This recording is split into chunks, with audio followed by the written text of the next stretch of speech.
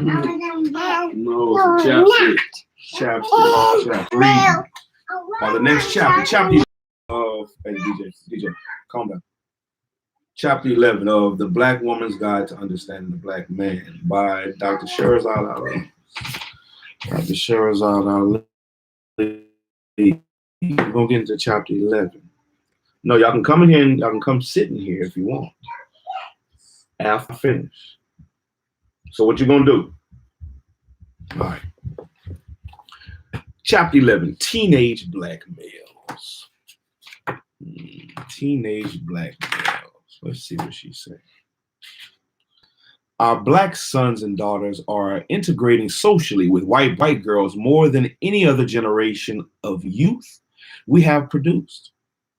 Many of them dropped out of school at an early age and cannot read, write, count, or spell by the age of 16.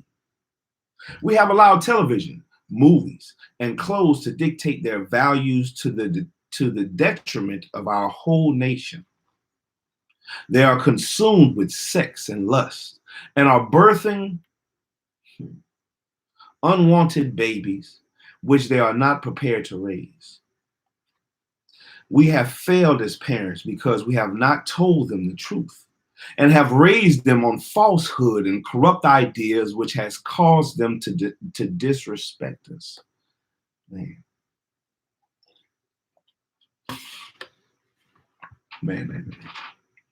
Teenage black males. Our Black teenage sons, our Black male boys. What is to become of them? This text provides much of the background history to partly reveal the circumstances that led up to the producing nearly 2 generations of young Black males who are disinterested, ill-mannered, obnoxious, scholastically ignorant, and foul-mouthed, culturally unaware, lethargic, irresponsible, bored, ill-motivated, and lazy.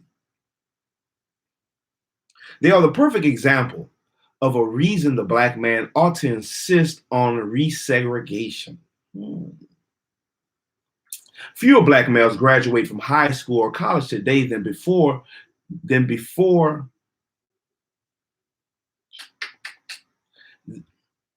Fewer Black males graduate from high school or college today than before desegregation or affirmative action. Many of them are emotionally dangerous. This is undeniable and frightening. They are socially alienated and have little economic ambition. They live in very small worlds, existing only in their own little minds, because their parents did not get along. Instead of their homes providing sanctuary against the horrors outside on the streets, the household increased the strain of pressures to be a man. Due to being raised in single parent or extended relative homes, headed by Black women who had to work outside the home to earn money, usually with no financial help from the missing father.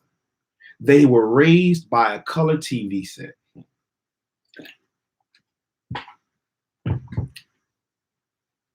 Television stunted their abilities to think logically because the pictures on television change every 3 to 4 seconds, creating blurry scenes with changing colors that present too many subjects in a rapid flicker. They learn to stare at the pictures rather than investigate the rest of the world. This prevented them from developing an understanding of the logical sequence of activities and sensible thinking patterns. TV shows a scene of the morning. A possible 10 seconds later shows night. Everything is sped up, magically altered to fit within 30 minutes or 1 hour time frames, including commercials. From TV, they learned rivalry, death, and jealousy. TV inhibited their growth skills as they watched 30 or 40 hours of television programs per week, mainly dominated by white males, and showing their ideas and values. Also, because their mothers were tired or distracted. For many of them, the first word they learned to recognize, one repeated to them over and over by the age of 3, was stop. Instructions like hush, or be quiet, or shut up, or go sit down, or quit, or you bad, or you make me sick, have constantly made them turn out predictably unwell. Stop means to desist, end it, be still, pause, or be dull. They have absorbed this instruction on many higher levels themselves and often had to fend for younger siblings. Little 4, 5, 6, 7, and 8-year-old boys are seen routinely around the country out on the streets at all hours of the night, dirty, ill-fed, hostile, and afraid. There is no one waiting. No one cares. Females is rejected by them. Certainly, each oncoming generation expresses their own rebellion against the forebears in many different ways. The black male youth of today did not choose their own rebellion. They learned it from TV, music, movies, and advertisers. It has made them self-centered and thoughtless. They have no cause. They have no reason. Are the children of the black men who disbelieve in the warners, in the warners sent to them to remedy their conditions. Warners. Let's see what it is. Warners.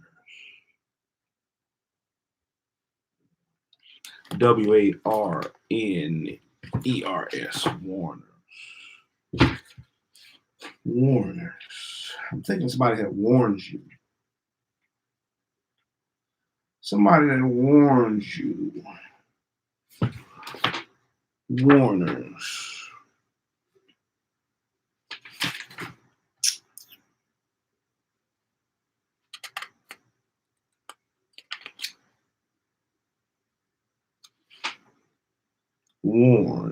Warning. Warrant. Let's check this one. Warners.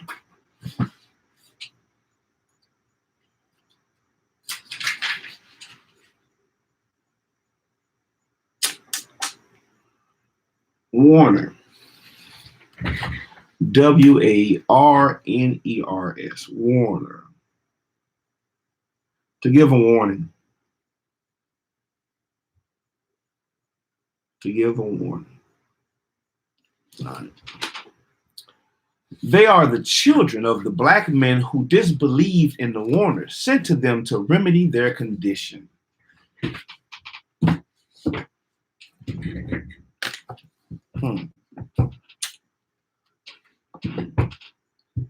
They are the children of the black men who chose a European way of life and did not instill in their sons or their daughters their history, expectations, or values. They are mentally deformed mutations reeking of the confusion in the brain and sperm of their home, citizenship, and learn that the rewards of family membership come from positive contribution and work. They do not have any of these values. Their fathers did not have the strength or singleness of purpose to wade through the muck and the mire surrounding their cribs and insist upon rearing their sons. For a black man, nothing rivals the birth of a son. How special they are to them. But they went for society's hype about special formations for a proper family. They wilted under the strain of financial pressure and abandoned the ship that steered their sons away from them in a cloud of uncertainty. And they allowed frustrated females to dictate to them which of their children they were allowed to love.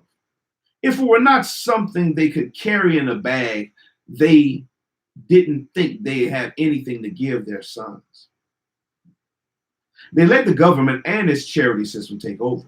They wallowed in self-pity and became comatose and slept through the growth of their sons. The loud wails of anger, the gnashing of teeth as their sons wade helplessly in their own blood, has awakened these black fathers from their self-imposed trance, and they are surprised. They reject the evolutionary biologists who explain to them that their uh, deviant sons are the results of absent fathers. No matter what the excuse was, their grotesque outcome was unavoidable. They are the sons of doom, the black man's fatal error in not preparing for his future. His sons are the final sign that he has no future based on the past disaction, and unless he does something to resuscitate his seed, his sons will be the end of him.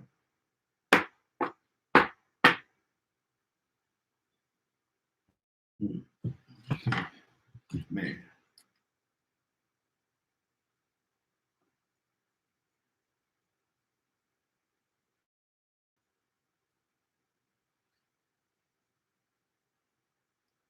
His sons are a final sign that he has no future based on his past disaction, and unless he does something to resurrect his seed, his sons not resurrect, resuscitate. Unless he does something to resuscitate his seed, his sons will be the end of him. These sons have nothing to gain or to lose, and they are not the least bit concerned about their futures. And while they appear to be living only for today, they know nothing about today either. Drugs are often at the root of their orphan situation. Crack has managed to do something in the black community that no other vice ever achieved. It has separated the baby from its mother and produced a climate where babies have no special value and receive no special treatment because of helplessness, because of its helplessness. This predicament is a baffling one because it is a new behavioral reaction to the entity which worldwide is generally recognized, protected, and provided for if at all humanly possible. The parental-cub relationship has always been a dependable one throughout nature and mammals.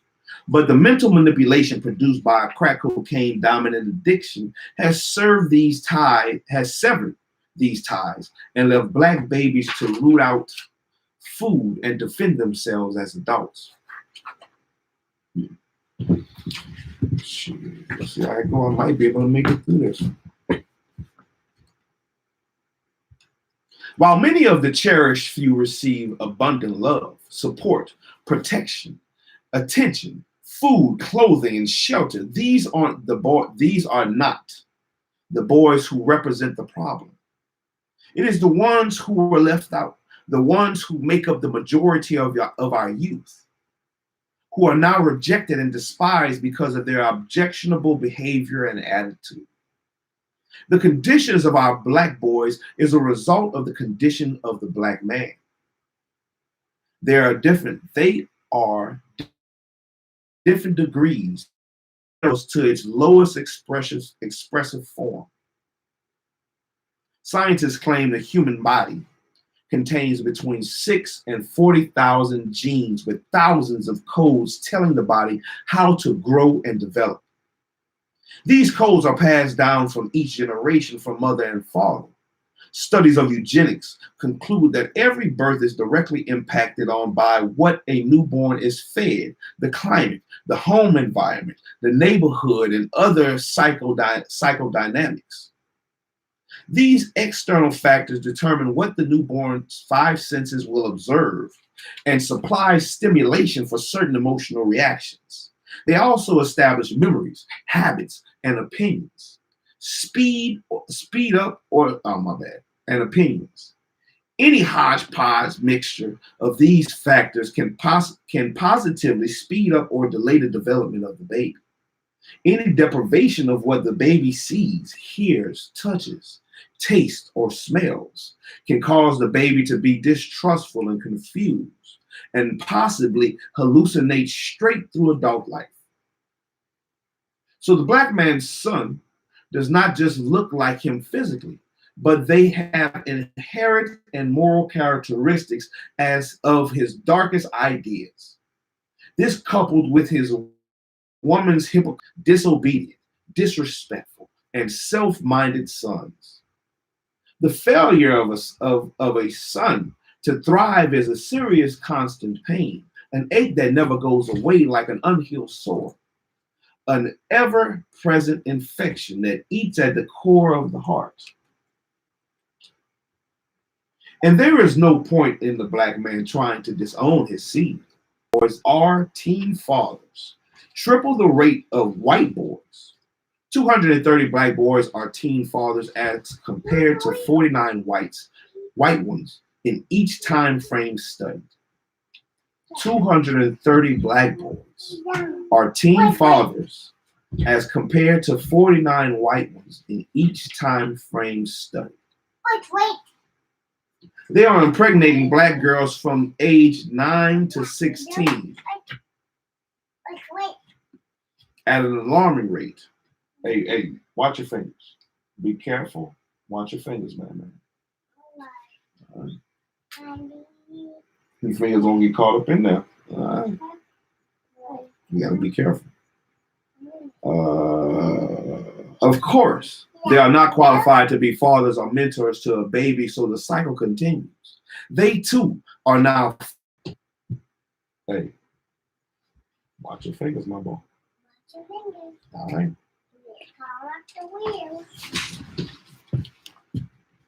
Black men say they already know that all of their cultural traditions have been extinguished since his forced 5 slave.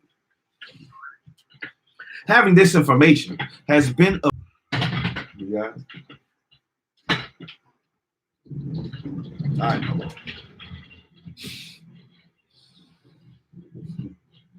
Black men say they already know that all of their cultural traditions have been to them. They should have worked extra hard to train their sons into knowledge and respect and responsibility. I had it right first. And responsibility and imparted values and standards to ensure that they grew into civilized, dedicated men. But unfortunately, due to black men's faltering ego and deflated courage, many of today's male teens do not know or have any contact with their biological fathers. These boys have braced themselves against the eternal pain of their fathers, absence by an eternal facade of being tough, unhealing, ruthless, and daring.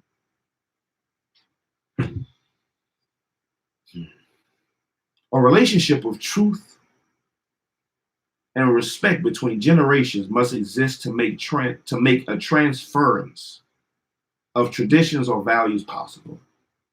Today's black teen boys do not have this frame of reference. It is not their haircuts, it is not their clothes, and it is not their jokes that are the problem. The problem is that, as every black adult fully knows, they are caught up in a circle with no doors or windows leading to the real world outside.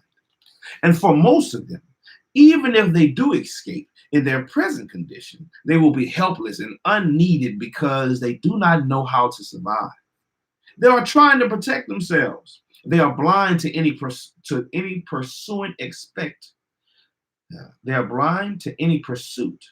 except that of money. To buy the things that advertisers promise and swear will dim the pain and make them feel better about themselves. It has already been pointed out that black mothers, in the absence of black fathers, tend to teach and train the girls and love and spoil the black son. This misdirected expression of extra love is the mother's failed attempt to give the black boy freedom, the freedom she knows black men have been denied in the past, and the opportunity she thinks he needs to become a man.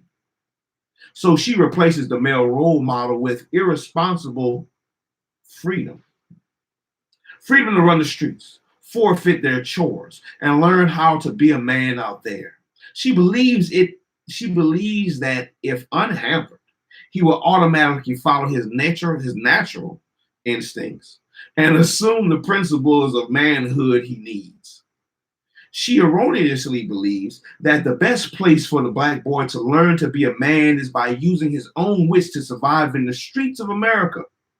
This is based on an old lingering jungle idea of turning the black boy loose in the wilderness, wherein he must survive to be considered a man. Of course, this came after training by male elders of the community and ended with certain commemorative ceremonies associated with the kind of a rite of passage. The male ancestors of today's black man implemented levels of rites of passage for the male children in the community. Physical accomplishment was only one aspect of the gradual adoption and growth into manhood. Support systems were in place to aid and guide the male youth. The expectations were explained to him and levels of acceptance outlined clearly. A supportive love and concern provided an example of the result of surviving each other for guidelines. My bad. I skipped the whole thing. As mentioned, many times there is no masculine figure at all to mentor him, or be an example of the result of surviving the jungle healthfully.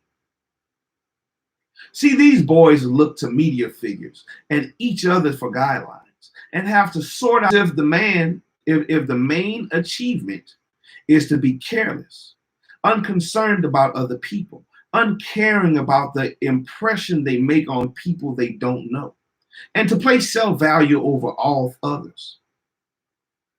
So it is easy for them to curse in front of the elderly people, women, and small children. They do this and they do it loudly and offer no apology. They seem to delight in stunning others with their brash sounds of cursing all hours of the night, in all places, at anyone. Since they are virtually valueless, they have no behavioral thermometer. Since they are virtually valueless, they have no behavioral thermometer. They don't understand respect outside of the distorted definitions of behavior is going on around them anyway. There is no standard to adhere to or live by. Anything goes. They actually are an excellent example to study because on questioning them, one finds that many of the pressing questions about world affairs, social conduct, language, sexual responsibility, and so forth have not even occurred to them. They have very little scopes of expression and usually have not given any thought to anything outside of themselves and perhaps their girl and their music. They have very narrow focuses, mostly about subjects that have nothing to do with their survival. They are the futureless group, the apocalypse now.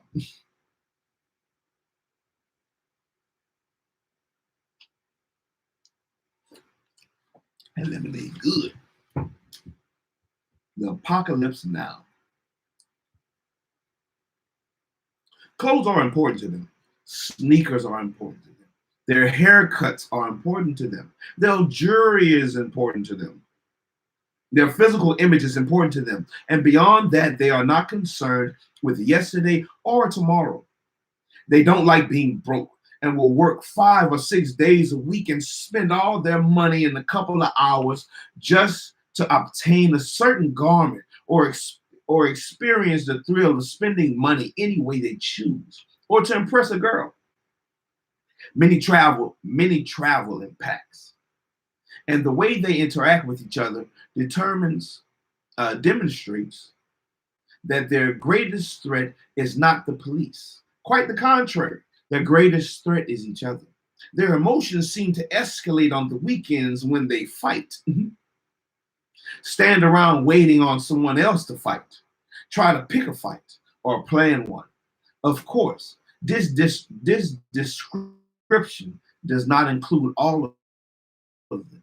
Many live in terror that they will be put on the spot by another dude be forced to defend themselves or have their honor threatened.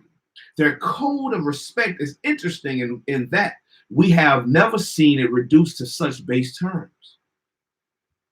It is not unusual to find that the issues they consider to be disrespectful are almost intangible.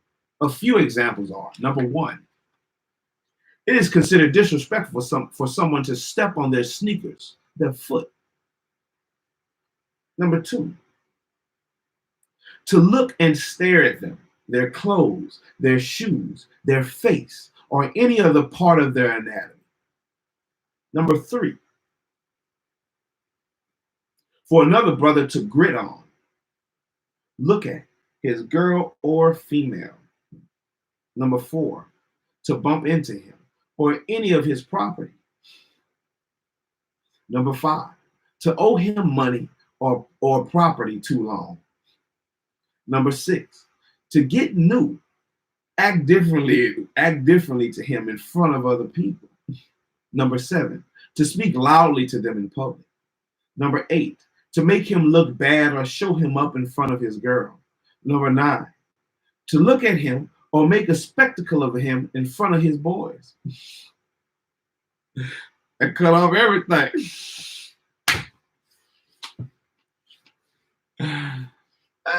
Number 10, to walk through another homeboy's neighborhood to cross their turf. These are just a few of the statutes in their guidelines on respect. Note, the guidelines have nothing to do with neatness or cleanliness, decent language, scholastic intelligence, or moral standards. These principles cannot be included because they have not been taught by their fathers. School has little value to them, and the church even less. They are the children of the parents who made bad choices 20 to 30 years ago about which direction to take in their own lives. They are the children of the Black fathers who rejected the truth about their own identity and believed things would work out.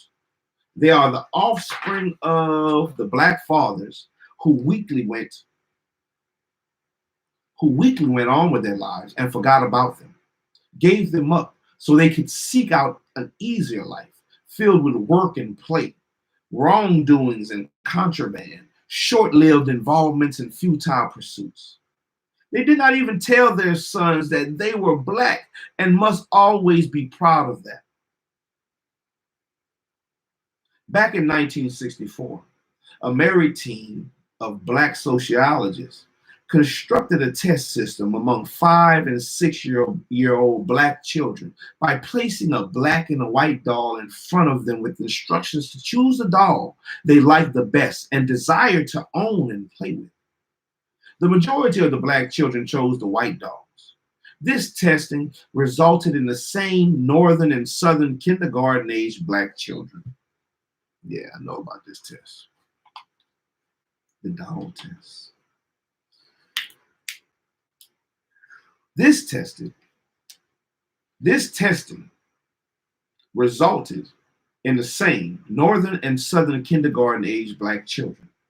In 1991, the research director of Sesame Street performed the same test on preschoolers and found that both Black and white children only played with the white dolls. Our more recent study announced that 65% of Black children chose the white dolls, and 75% reported that the Black dolls looked bad. Despite all that civil rights action, Black power statements, and Kwanzas, Black babies still hate being Black, would rather be white, and continue to reject self and kind. Black boys have suffered the most from neglect.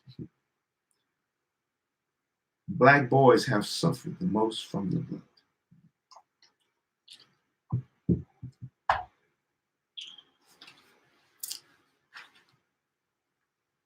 Respect is often learned as a byproduct of watching someone else live up to a set of standards. So what happens when a Black boy does not have any visible standards? He chooses from the actions of those around him. And most of these standards are based on the same type of aggression, if for no other reason than communal overcrowding. They set rules to set them apart from the woman. The females in their area. They are the 1960s through the 70s bred children who were born during the nationwide moral free for all, so they weren't taught some basic rules about life. So many things are considered square business to them. Sometimes doing homework is square. Staying in the house or going to church, going to the library, not having sex with a girl, not experimenting with the drugs, and a host of other backward positions that destroy them further are listed as being square, old time, corny, or dead.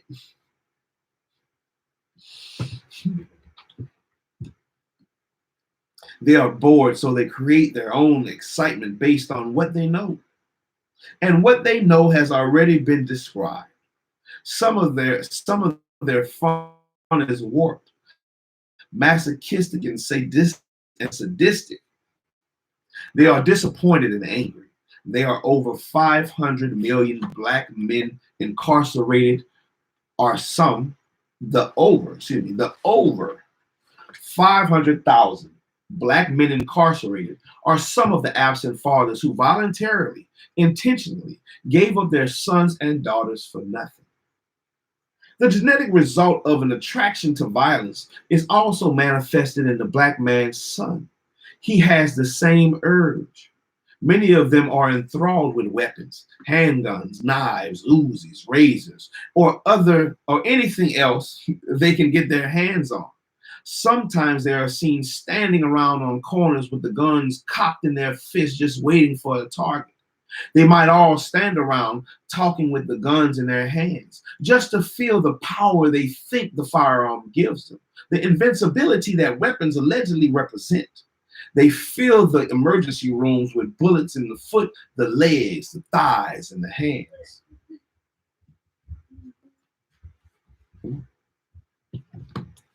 Any value they have for life as a heart. Ah, you getting up here too?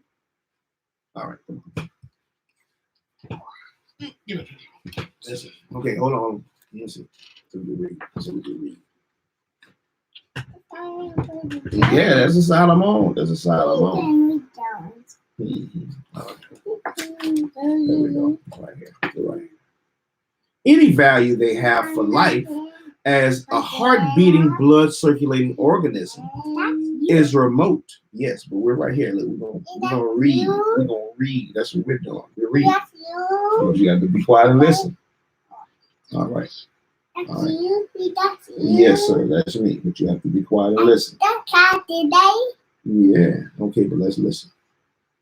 Any value they have for life as a heart-beating, blood-circulating organism is remote and instantly forgotten under the frailest of situations with a brother man. That's right. They persist on killing each other. They drink alcohol and take drugs to give them a choice. They drink alcohol and take drugs to give them a chance to behave or talk in a certain way, give them courage to do certain things, and maybe even claim the next day that they don't remember it. Alcohol makes them alcohol. It burns when I put it on you. For a bug bite. You know when I rub the alcohol on your arm and your legs, and you say it burns. Alcohol. That's alcohol. Alcohol. There you go. Alcohol makes them even more impatient with each other and any outside. All right. I'm gonna go get that alcohol. Don't worry, you're gonna get it. You're gonna get it, my boy. You're gonna get it. Alcohol makes them even more impatient with each other and any outsiders they may encounter. If they use drugs, they inspire them the same way. Much has been studied about why they sell drugs to members of their own neighborhoods, to women, men, and children. Some reports say they do it for the money because they aren't qualified to get a real paying job, or that no jobs are available, or they need money to feed their poor families at home. Certainly, These aspects deserve consideration, but psychologically, the main reasons they sell drugs is number one, let's see what the reasons are. To have an activity that involves cunning and courage.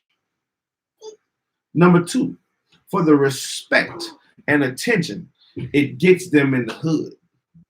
Number three. Number four, being able to be in a powerful position, giving institution, give instructions or punish. Number five, to be, give me my water. Thank you, son. Mm-hmm.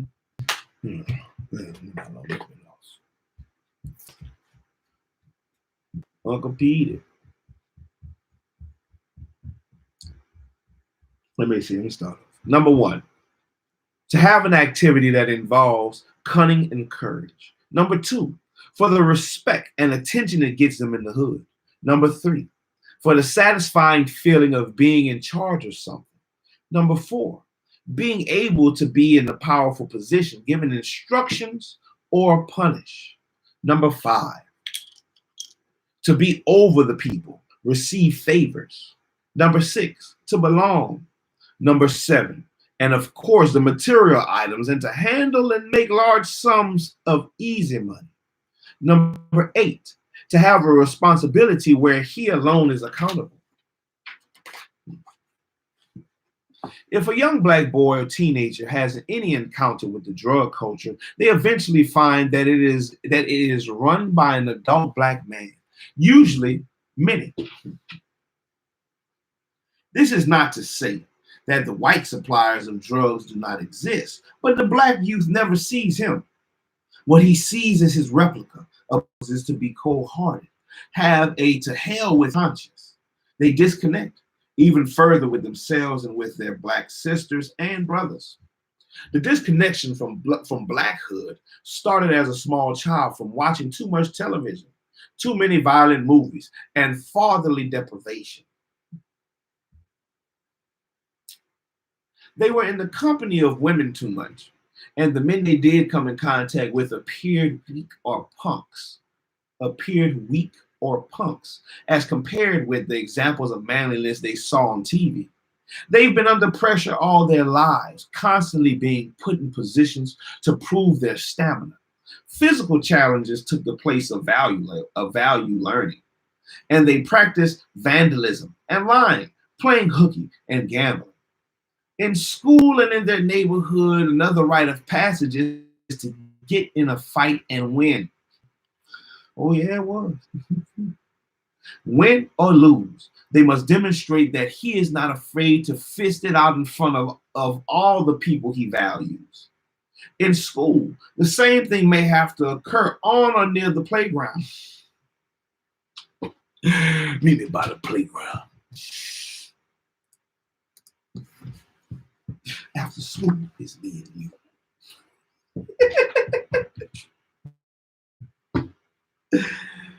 Oh, man. The rules are set for his honor at that time. If he does not finish school and senior high school, the first fight can set the tone of how he will be dealt with by other black boys for several years. Much of yeah. Much of this he has to go through alone, without his father's hug, support, and unwavering acceptance. Hey, that's hey. That hit the nail on the head for me, baby, right there. I'm gonna start at the top.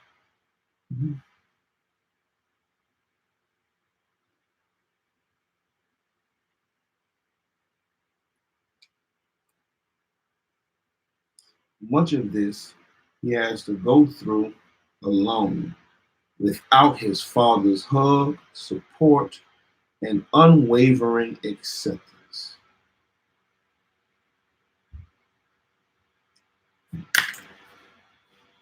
Let me see.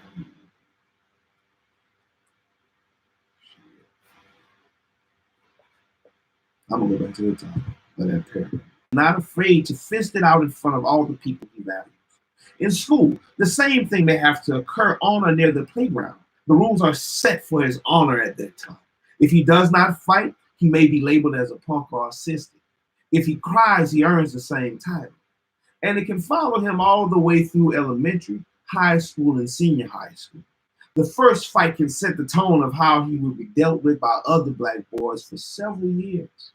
Much of this he has to go through alone, without his father's hugs, support, and unwavering acceptance. He grew without experiencing admiration for a regular black man. Sportsmen and entertainers took up the slack.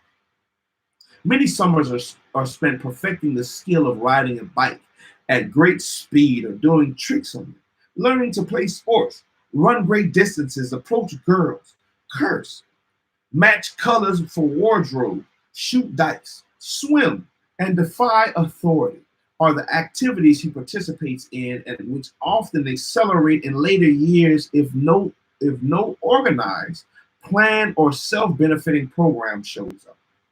This lifestyle can also cause him to be in places that cause him to lose his life. It is absolutely true that when packs of black boys, thug-looking gangs, commence to invading a shopping mall, adult patronage, black and whites declines. Many malls have become a place for them to congregate. It used to be Walmart for us. Many malls have become a place for them to congregate and conduct their social activities. They go there to shop, show off their clothes, meet girls, eat, settle scores, shoplift, and fight. Wonder I can't find the arcade no more.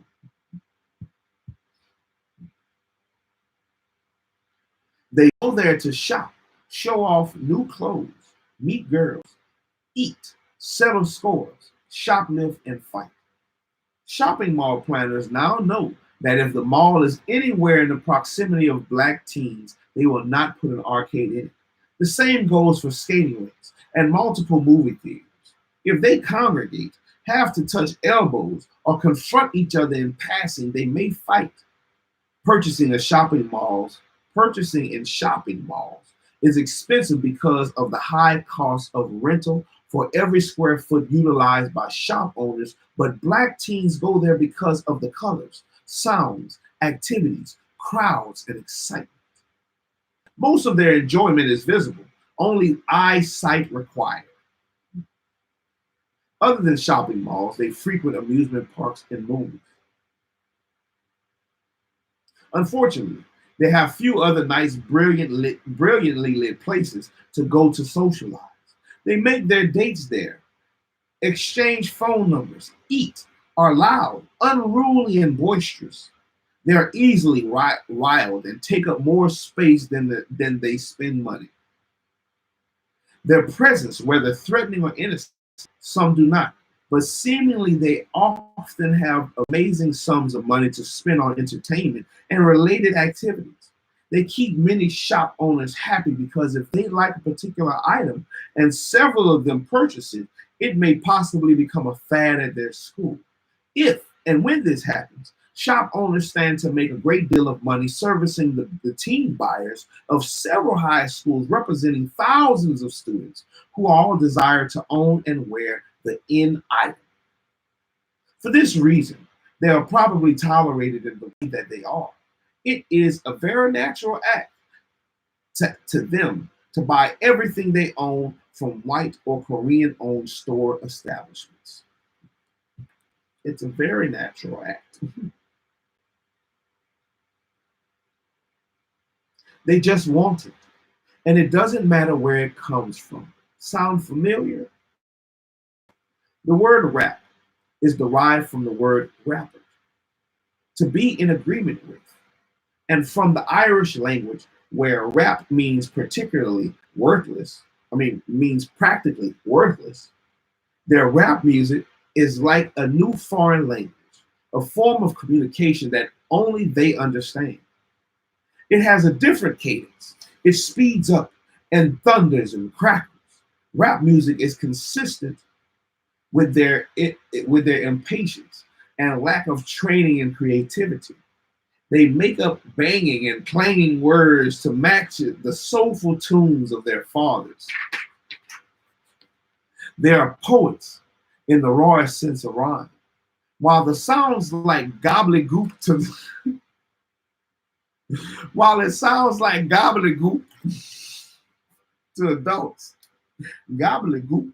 You talking that gobbledygook? What's that? Oh. While it sounds like gobbledygook to adults, the black boys understand every word.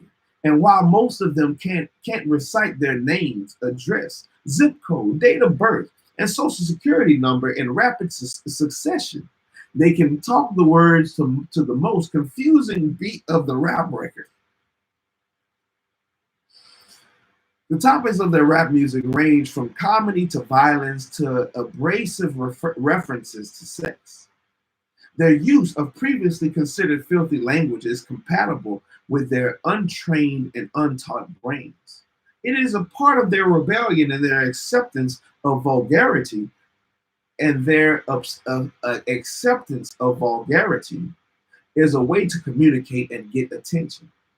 When informed that they have just rearranged the music of the 60s or the 70s, they become angered and deny any real connection to another black man's creation. They were not taught about cheating either, so they rob other musical artists and feel no compulsion to share any profits they may earn by using background music they did not design. The impact is this loud rap music, the impact of this loud rap music is not yet known. However, loud screeching sounds have been known to interfere with the ability to concentrate and perform sequential thinking. They often walk the streets with their blaring rap music stabbing into their brains and each side of their heads with portable radios and earphones. They play it all night on the radio or sleep in the earphones. I used to do that. The same technique used to penetrate the unconscious of sleep during hypnosis. It seems that everything they think is theirs, and everything they admire belongs to others. The ability to make up nasty poems and set them in repetitive dull beats is not usually the criteria for either unique talent or artistic creativity. But they sell their rap music to each other and make money, so they believe they are successful. They know little of generational trends and styles or sounds, and have much to say in gobbledygook lingo.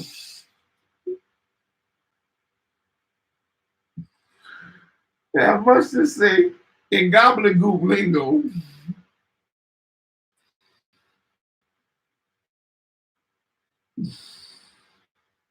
So they devised a way to appear on stage, talk, dance, and walk back and forth with minimal skill.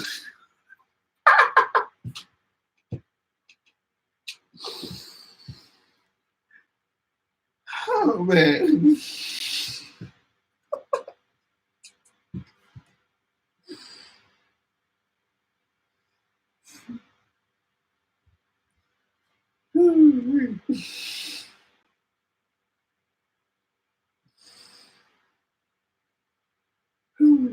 They know little of generational trends and styles or sounds. They have much to say in gobbledygook lingo talent. Quite clever, but still untrained and still suffering from a lack of knowledge of the black man's real aim and purpose in life. Soon their monstrous semi-permanent rap music will end. They will have spent themselves in their gluttony of for foul language and immoral expressions. Whew,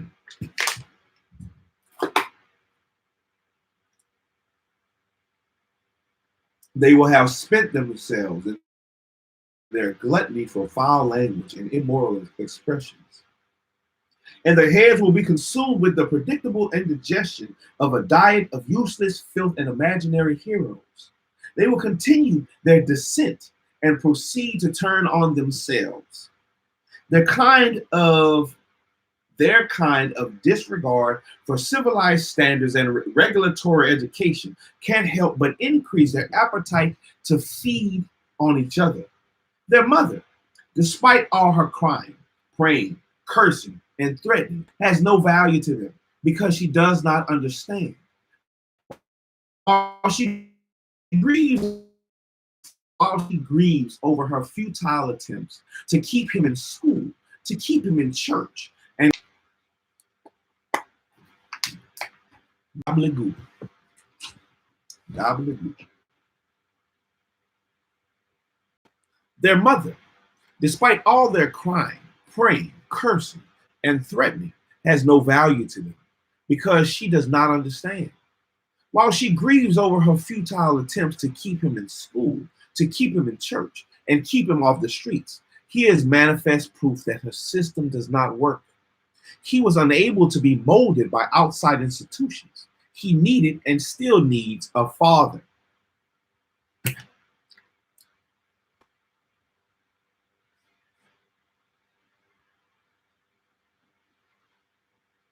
She cannot shame him into submission as she did when he was a little boy. And it, you know, she cannot shame him into submission as she did when he was a little boy. Hey, don't come in here with that. You riding that thing good, but look. Yeah, you riding it very well. I'm proud of you. You riding it so well. But you gotta be careful riding that thing up in here like a motorcycle, man. Hey, it's time for y'all to be in the bed right now. Y'all need to be in the bed. No. Y'all need to go get in the bed. Take this bike, go put this bicycle up, and I need y'all to go get in the bed. Not now. Not now, sir. Hey.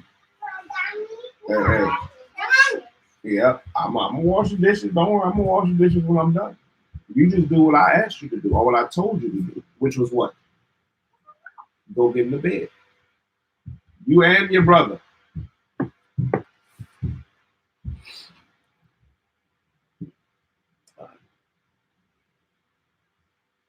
He has outgrown the restraints of fairy tale fantasy and the thick leather belt.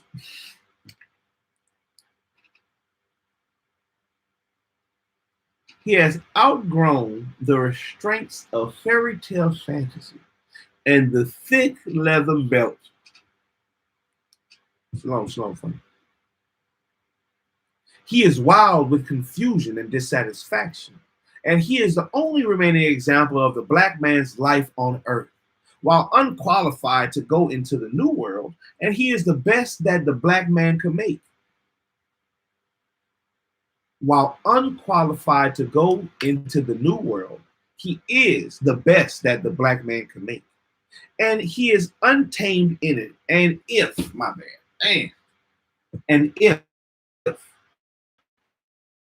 untamed energy is not to die trying to defend his defenseless position, the black boy thinks that he is different from everybody else in America, but he is thoroughly indoctrinated with Americanism. Without the love of a black man, he has no future. These black boys have not experienced the toll of trying to desegregate a fast food chain, or the labor of sit-ins and protests, or the fever of black blood generated by desires for freedom, justice, and equality. They have grown up in a society that has usually always been available to them. But since the torch was not passed to them,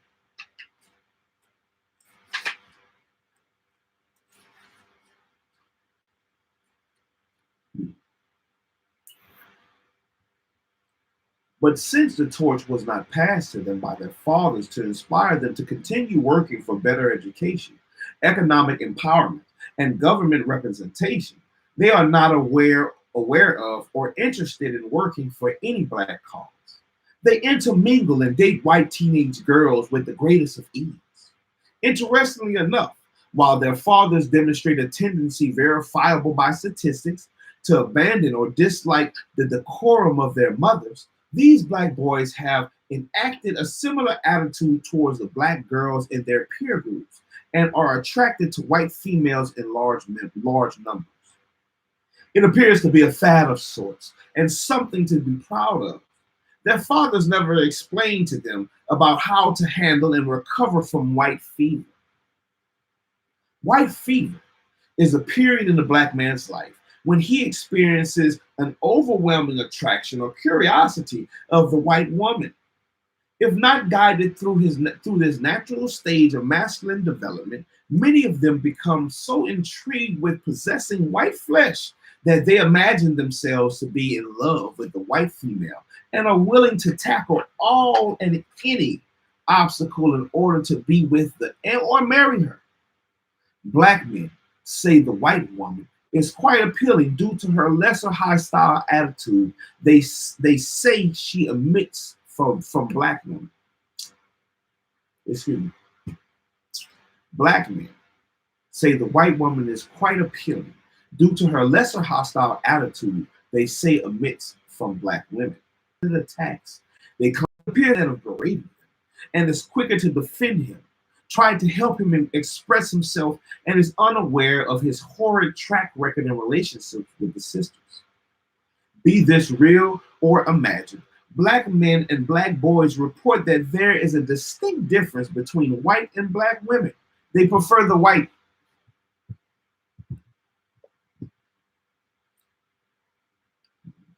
Having a fancy car, van, or Jeep isn't of exaggerated importance to these black boys.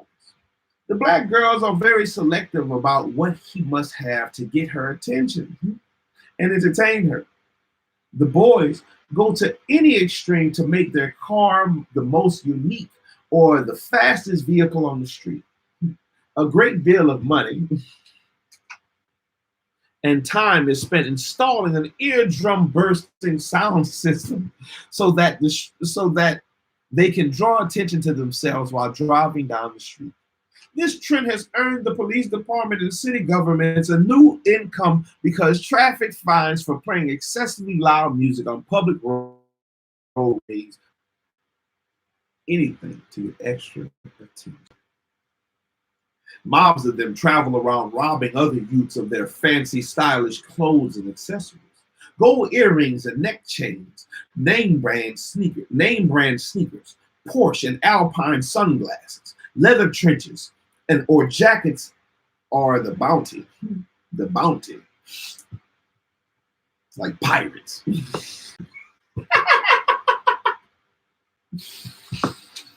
Like pirates.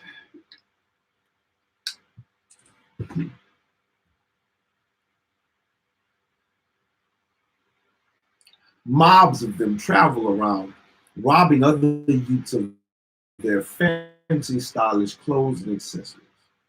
Gold earrings and neck chains, name brand sneakers, Porsche or Alpine sunglasses. Never heard of any of them.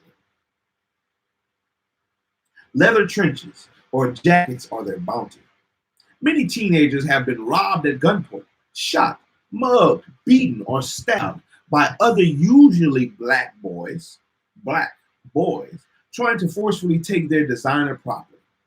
Some even take name brand jeans off the body of the wearer.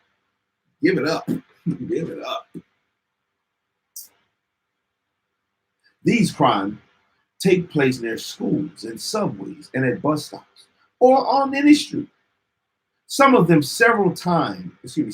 report that they have had their property taken or snatched several times, and they just replace them and continue to show off their fancy, expensive name brand items. Such is the condition of the black man's teenage black boys. They set their rage in motion and attack others. They do not always do this out of need. Many times they resell the item or give it away. They mostly do it for the thrill of the event. It's every tenuous. It is very tenuous. Tenouous.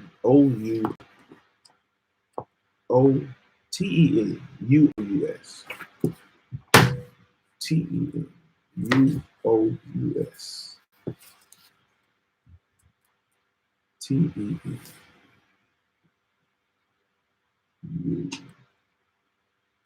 Tenuous. Tenuous. Tenuous. Flimsy. Thin. Not dense. So subtle as to be only vaguely apprehensible.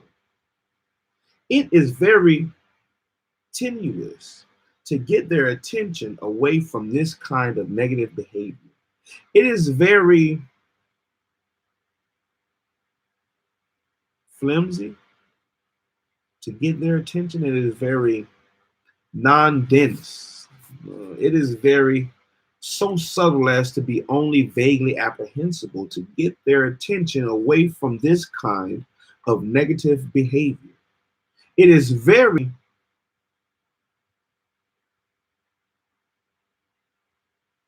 so subtle. It is very so subtle as to be only vaguely apprehensible to get their attention away from this kind of negative behavior, or tenuous.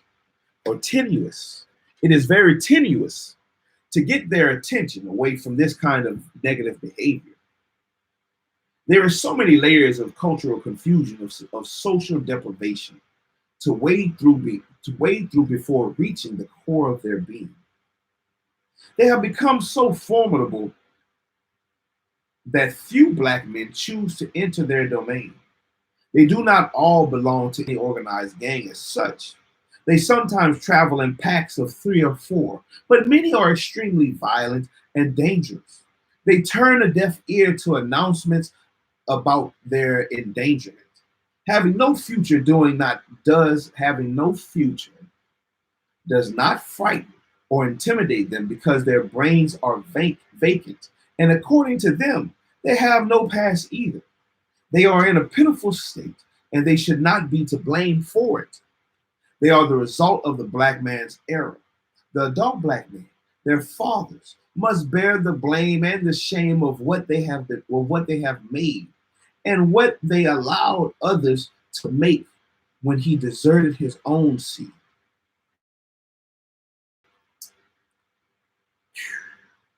And he does not like the outcome. No one does. The black man, the black man made no plans for his son between birth and adulthood. So his boys have in the interim devised their own methods of filling up their time. They couldn't just exist in the vacuum, pause, waiting to grow up. They are too curious for that. So they develop their own secret language. None of the prohibitions have any reasoning to them, and they are frustrated at not being able to discover by themselves some order or meaning for their lives. Toys of all sorts have been shoved at them. Records, tapes, video games, sports equipment, clothes, and social events. Yet none of them have given them a reason to want to live or be.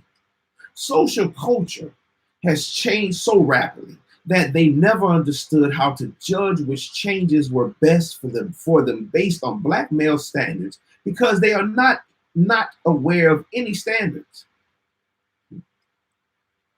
They were introduced to methods of providing them with continuous playtime, with no break time, to learn about adulthood responsibilities. Trying to start now and giving them the meaning of certain values failed because the message was too prolonged. The rudimentary understanding of life has been learned in the streets, and while they may have started out professional murderers, their behavior is not necessarily the result of inferior intelligence, but the result of illogical guidance in the absence of having a father. Traditionally, sons learn how to make a living from their fathers or other extended family male members. But in the black boy's case, they have neither. On top of all this, they have no knowledge of the philosophy or aims of their foreparents. They are in rebellion and distrust of they're in rebellion and distrust of all adults. They are frighteningly pitiful and do not know which way is up. And they are disavowed by their black fathers who haven't got it straight themselves.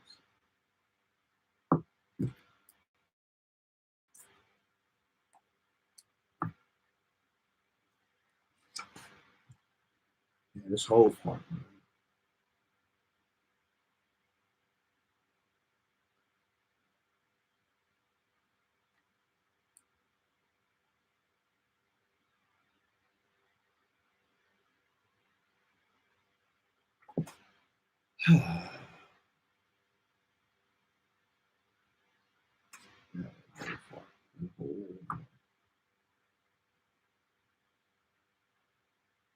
These black boys link no special significance to having sexual relations with a black girl.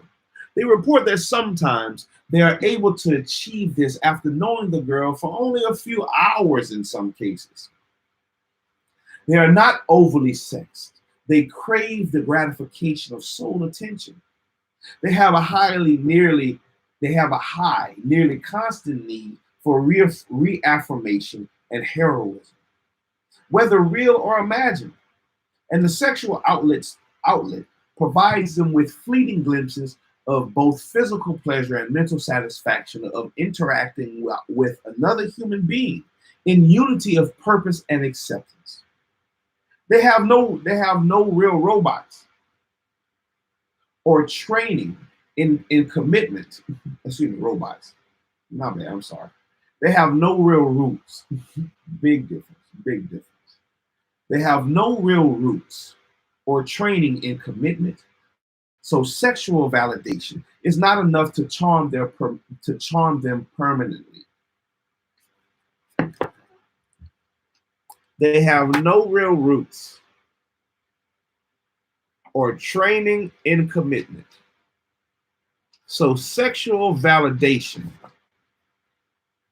is not enough to charm them permanently, especially when they believe it can't be all that special because it's too easily obtained.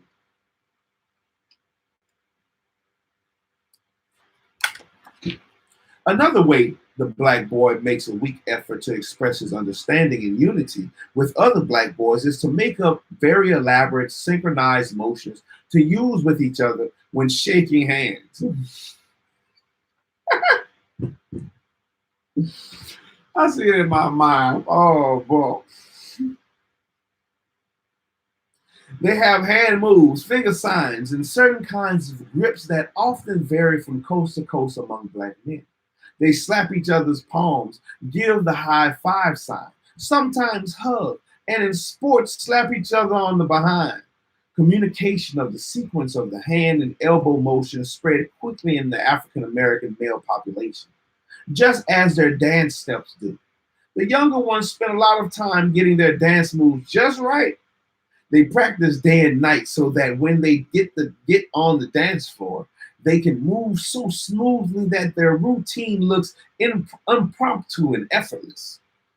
They are talented, expert dancers who manage to remember long skits and devise interesting dance moves never seen before. Their energy is overwhelming. Too bad they have not been taught how to use that kind of creativity and stamina to accomplish where their pants hung low, below their hips.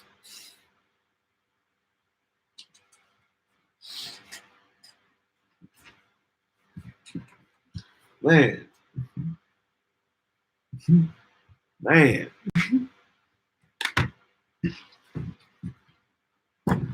Oh, my nigga. Get confident. Get confident, man.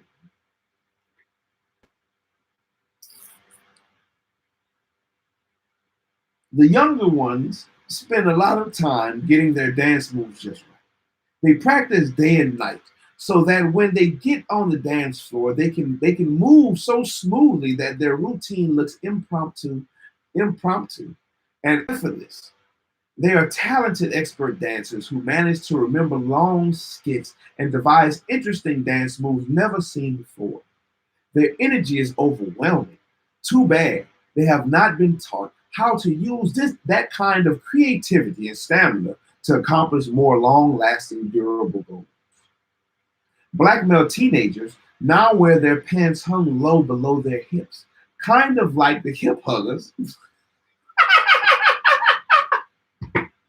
kind of like the hip huggers of back in the 60s, off their underwear. This is considered a hip style. Cool. Others walk around town, sucking a pacifier. I remember that. Or with baby bottles hanging out of the side of their mouth. They claim this is a fad, but the wise know that the sucking motion satisfies something in the psyche, a very basic impulse from the moment of birth, first shared with the mother by breast or bottle, and remains pleasurable throughout life.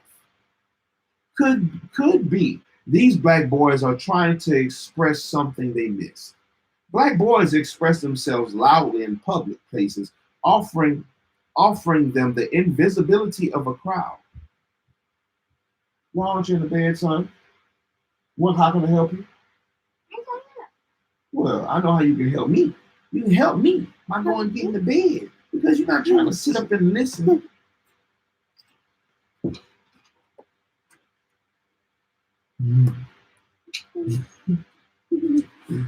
I see you, Devin. I see it, Devin. Dancing everywhere. Dancing everywhere. Now go get in the bed, pick a head. Thank you, sir.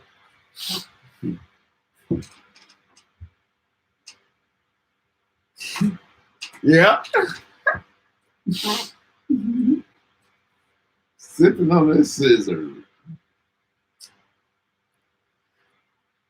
Black boys express themselves loudly in public places, offering them the invisibility of a crowd. In movie theaters, they yell out, curse, respond to the actors on the screen, and react to emotional scenes. In many movie houses, it is impossible to hear or understand what is being said on the big screen because of their loud responses to whatever is taking place. Fights erupt when one of them decides that someone in the dark disrespects them, keeps yelling in their ear, or refuses to be quiet when requested. In some theaters, the managers keep the lights on for the duration of the showing of the movie so they can be ready to address any disruptions likely to occur.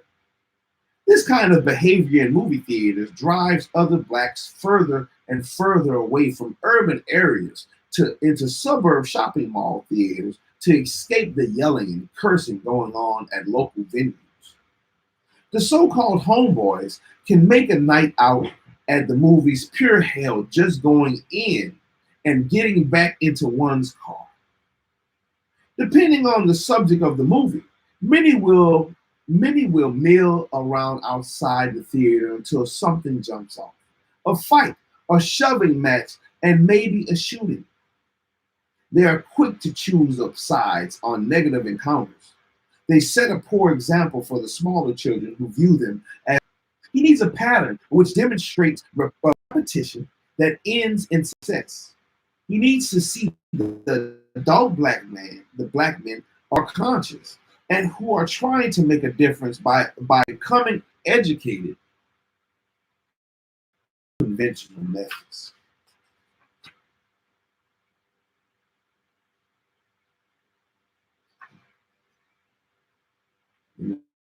Read that last. Close by models. The younger black man must see a living example. He must see. The young man must see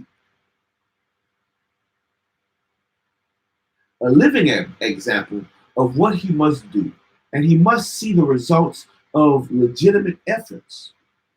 He needs a pattern which demonstrates repetition that ends in success.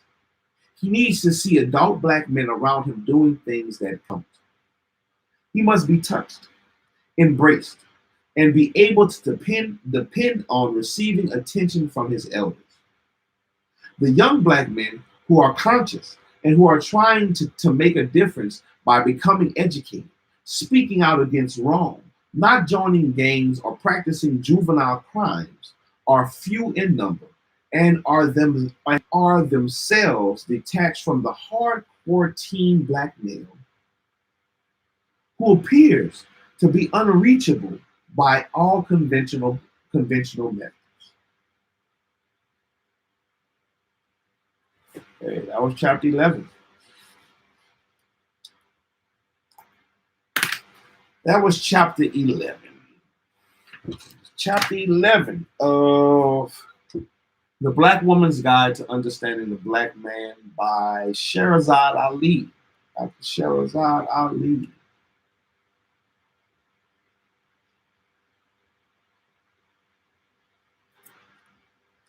Chapter 11. What was the name of the chapter? Black male teenagers. Let me make sure. Teenage black males. Chapter 11. Teenage black males. Hey, we made it through the whole chapter. Hey, that was definitely a good chapter. Definitely a good chapter. A lot to think about. A lot to think about. A lot to think about. You know, see what we could take from it. You know, go back, listen to it. You know. Definitely something to read again and again. And we'll come back tomorrow. Tomorrow, chapter 12, the start of the last chapter. Chapter 12, leadership. Chapter 12. But it's a long chapter. It is a long chapter, man. Long chapter. At least to me. At least long chapter. I can hear myself reading better. I don't like to stumble over words. I just got to keep learning and growing. Take what you can take from it. Examine your own life.